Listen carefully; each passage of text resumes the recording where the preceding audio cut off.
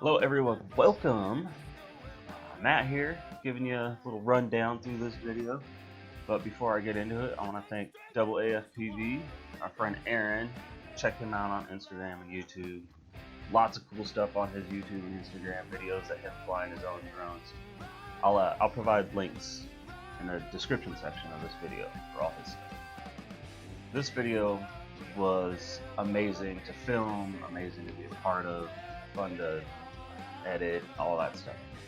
Not only because it was filmed in 360, but also because Aaron, who has clearly been flying for some time now, flew the drone for us around his track, giving us and you a look in a whole new perspective, kind of putting you in the driver's seat of the drone, something that I don't think I've seen, especially not with a race drone or anything like that. If any of you are interested in building your own drone, here's a little rundown of what we bought. So we went with the Ready to Sky 220mm frame, all in carbon fiber. The Emax F4 Magnum stack, 4 F60 Pro T motors, a Foxeer Monster V2 camera, and a Spectrum DSMX 5 GHz receiver.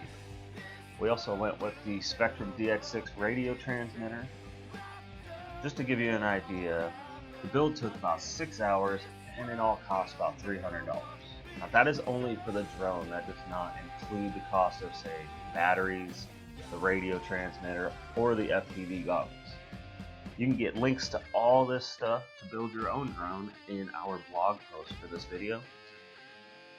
We hope you all enjoyed this video, and I'm going to stop running my mouth and let you guys watch the rest of it, so I'll talk to you guys next time.